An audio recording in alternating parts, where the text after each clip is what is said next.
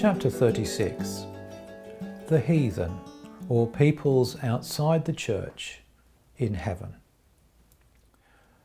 There is a general opinion that those born outside the church, who are called heathen or Gentiles, cannot be saved, because not having the word, they know nothing about the Lord, and apart from the Lord there is no salvation. But that these also are saved can be known from this alone, that the mercy of the Lord is universal, that is, towards every individual. That these are born men equally with those within the church, who are few in comparison, and that it is not their fault that they do not know the Lord. Anyone who thinks from any enlightened reason can see that no man is born for hell.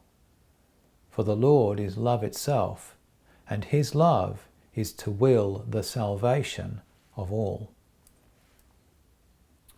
Therefore he has provided a religion for everyone, and by it an acknowledgement of the divine and an interior life. For to live in accordance with one's religious belief is to live interiorly, since one then looks to the divine. And so far as he looks to the divine, he does not look to the world, but separates himself from the world, that is, from the life of the world, which is exterior life. That the Gentiles, equally with Christians, are saved, anyone can see who knows what it is that makes heaven in man. For heaven is within a man, and those who have heaven within them come into heaven. Heaven in a man is acknowledging the divine and being led by the divine. The first and chief thing of every religion is to acknowledge the divine. A religion that does not acknowledge the divine is not a religion. The precept of every religion look to worship, thus to the way in which the divine is to be worshipped, that the worship may be acceptable to him. And when this has been settled in one's mind, that is, so far as one wills this, or so far as he loves it, to that extent he is led by the Lord. Everyone knows that the Gentiles as well as Christians live a moral life, and many of them a better life than Christians. Moral life may be lived either for the sake of the divine or for the sake of men in the world, and a moral life that is lived for the sake of the divine is a spiritual life. In outward form the two appear alike, but in inward form they are entirely different. The one saves a man, the other does not. For he who lives a moral life for the sake of the divine is led by the divine, while he who leads a moral life for the sake of men in the world is led by himself. But this may be illustrated by an example. He who refrains from doing evil to his neighbour because it is contrary to religion, that is, contrary to the divine, refrains from doing evil from a spiritual motive. But he who refrains from doing evil to another merely from fear of the law or the loss of reputation, of honour or gain, that is, for the sake of self and the world, refrains from doing evil from a natural motive and is led by himself. The life of the latter is natural, that of the former is spiritual. A man whose moral life is spiritual has heaven within himself. But he whose moral life is merely natural does not have heaven within himself. And for the reason that heaven flows in from above and opens man's interiors, and through his interiors flows into his exteriors, while the world flows in from beneath and opens the exteriors, but not the interiors. For there can be no flowing in from the natural world into the spiritual, but only from the spiritual world into the natural. Therefore, if heaven is not received at the same time, the interiors remain closed. From these things it can be seen who those are who receive heaven within them and who do not. And yet heaven is not the same in one as in another.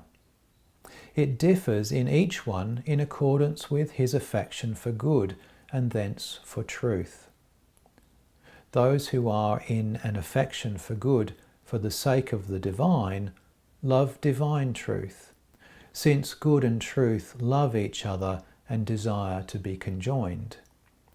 This explains why the heathen, although they are not in genuine truths in the world, yet from love receive truths in the other life. A certain spirit from among the Gentiles, who had lived in the world in the good of charity in accordance with his religious belief, hearing Christians reasoning about what must be believed, for spirits reason with each other far more thoroughly and acutely than men, especially about what is good and true, wondered at such contentions, and said that he did not care to listen to them, for they were reasoning from appearances and fallacies.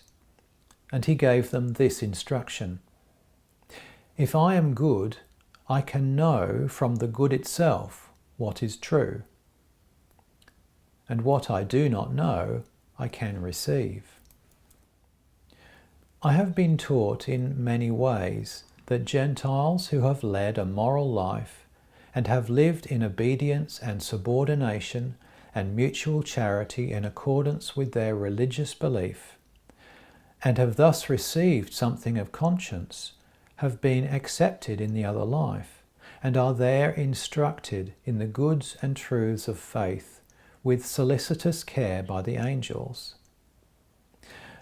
And that when they are being taught, they behave themselves modestly, intelligently, and wisely, and readily accept truths and adopt them. They have not worked out for themselves any principles of falsity contrary to the truths of faith that will need to be shaken off, still less stumbling blocks against the Lord, as many Christians have who cherish no other idea of him than that he is an ordinary man.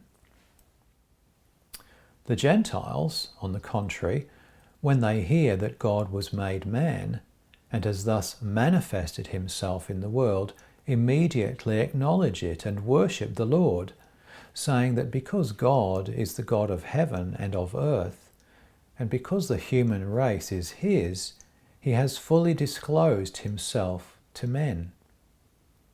It is a divine truth that apart from the Lord there is no salvation.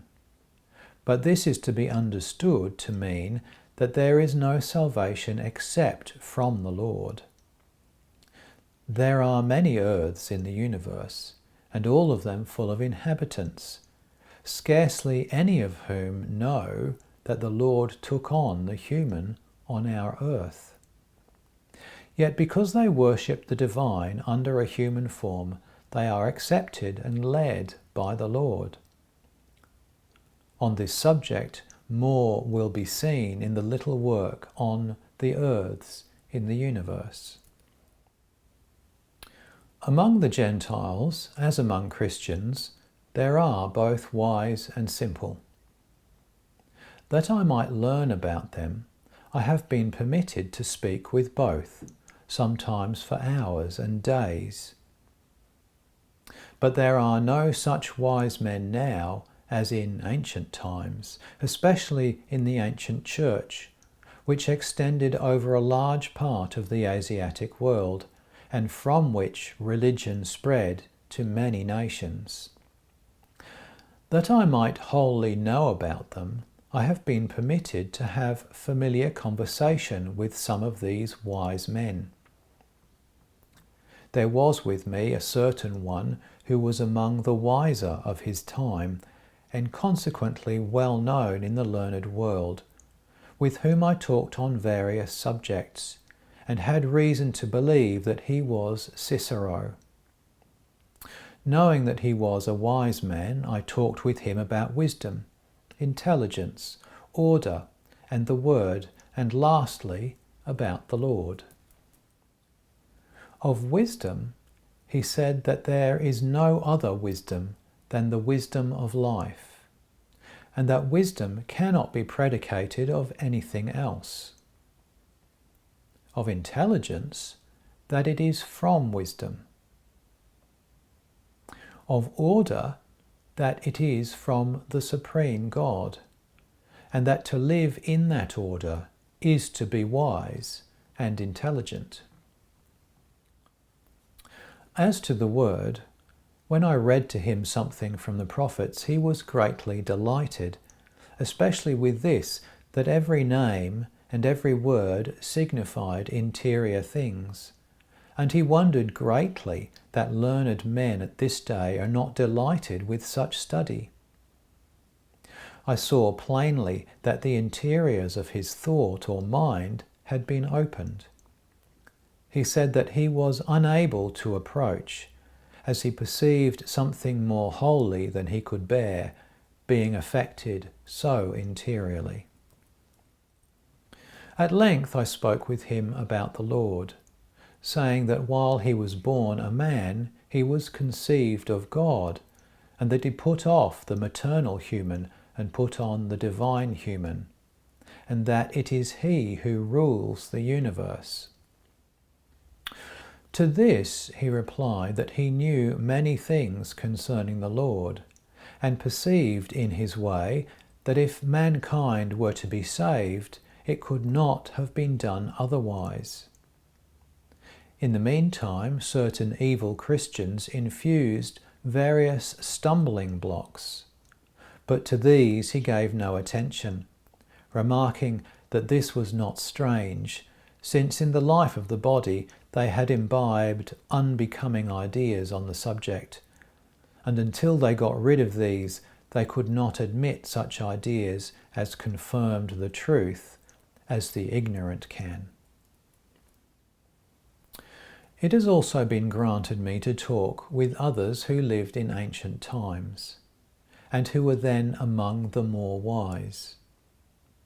At first they appeared in front at a distance, and were able then to perceive the interiors of my thoughts, thus many things fully. From one idea of thought they were able to discern the entire series and fill it with delightful things of wisdom combined with delightful representations. From this they were perceived to be among the more wise, and I was told that they were some of the ancient people. So when they came nearer, I read to them something from the Word, and they were delighted beyond measure. I perceived the essence of their delight and gratification, which arose chiefly from this, that all things and each thing they heard from the Word were representative and significative of heavenly and spiritual things. They said that in their time, when they lived in the world, their mode of thinking and speaking and also of writing was of this nature, and that this was their study of wisdom. But as regards the Gentiles of the present day, they are not so wise, but most of them are simple in heart. Nevertheless, those of them who have lived in mutual charity receive wisdom in the other life, and of these 1 or 2 examples may be cited. When I read the 17th and 18th chapters of Judges about Micah and how the sons of Dan carried away his graven image and teraphim and Levite, a Gentile spirit was present, who in the life of the body had worshipped a graven image. He listened attentively to the account of what was done to Micah, and of his grief on account of his graven image which the Danites took away. And such grief came upon him and moved him that he scarcely knew by reason of inward distress what to think. Not only was this grief perceived, but at the same time the innocence that was in all his affections. The Christian spirits who were present watched him and wondered that a worshipper of a graven image should be moved by such a feeling of mercy and innocence. Afterwards, some good spirits talked with him, saying that graven images ought not to be worshipped, and that being a man he was capable of understanding this, that he ought, apart from a graven image, to think of God, the creator and governor of the whole heaven and the whole earth, and that God is the Lord. When this was said, I was permitted to perceive the interior nature of his adoration, which was communicated to me, and it was much more holy than in the case of Christians. From this it can be confirmed that the Gentiles come into heaven more easily than Christians at the present day, according to the Lord's words in Luke. Then shall they come from the east and the west, and from the north and the south, and shall recline in the kingdom of God. And behold, there are last who shall be first, and there are first who shall be last. For in the state in which that spirit was, he could be imbued with all the things of faith and receive them with interior affection. There was in him the mercy of love, and in his ignorance there was innocence. And when these are present, all things of faith are received, as it were spontaneously and with joy. He was afterwards received among angels. A choir at a distance was heard one morning. From the choir's representations, I was permitted to know that they were Chinese, for they exhibited a kind of woolly goat, then a cake of millet and an ebony spoon, also the idea of a floating city.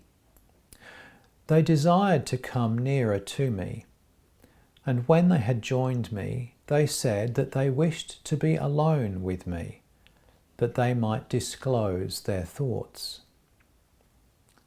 But they were told that they were not alone, and that some were displeased at their wishing to be alone, although they were guests. When they perceived this displeasure, they began to think whether they had transgressed against the neighbour, and whether they had claimed anything to themselves that belonged to others. All thought in the other life being communicated, I was permitted to perceive the agitation of their minds. It consisted of a recognition that possibly they had injured those who were displeased, of shame on that account, together with other worthy affections. And it was thus known that they were endowed with charity. Soon after, I spoke with them, and at last about the Lord. When I called him Christ, I perceived a certain repugnance in them, but the reason was disclosed, namely that they had brought this from the world, from their having learned that Christians lived worse lives than they did, and without charity. But when I called him simply Lord, they were interiorly moved. Afterwards, they were taught by the angels that the Christian doctrine beyond every other in the world prescribes love and charity, but that there are few who live in accordance with it. There are Gentiles who have come to know while they lived in the world, both from intercourse and report, that Christians lead evil lives, are addicted to adultery, hatred, quarrelling, drunkenness, and the like, which they themselves abhor, because such things are contrary to their religious beliefs. These in the other life are more timid than others about accepting the truths of faith. But they are taught by the angels that the Christian doctrine, as well as the faith itself, teaches a very different life, but that the lives of Christians are less in accord with their doctrine than the lives of Gentiles. When they recognize this, they receive the truths of faith and adore the Lord, but less readily than others. It is a common thing for Gentiles who have worshipped any god under an image or statue or any graven thing to be introduced, when they come into the other life, to certain spirits in place of their gods or idols, in order that they may rid themselves of their fantasies. When they have been with these for some days, the fantasies are put away. Also, those who have worshipped men are sometimes introduced to the men they have worshipped, or to others in their place, as many of the Jews to Abraham, Jacob, Moses, and David. But when they come to see that they are human, the same as others, and that they give them no help, they become ashamed and are carried to their own places in accordance with their lives. Among the Gentiles in heaven, the Africans are most beloved, for they receive the goods and truths of heaven more readily than others. They especially wish to be called obedient, but not faithful. They say that Christians, because they possess the doctrine of faith, may be called faithful, but not they, unless they accept that doctrine, or, as they say, have the ability to accept it. I have talked with some who were in the ancient church.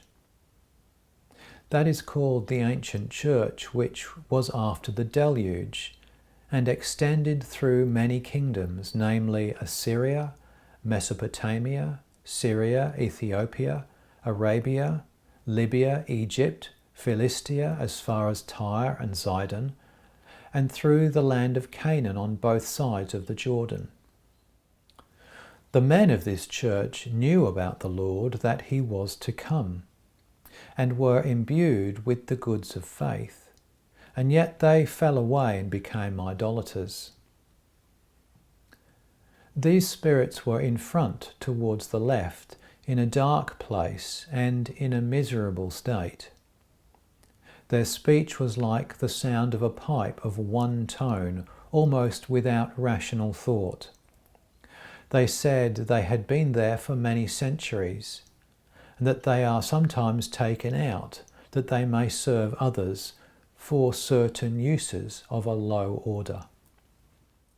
From them I was led to think about many Christians who are inwardly, though not outwardly, idolaters, since they are worshippers of self and of the world, and in heart deny the Lord. What kind of lot awaits them in the other life?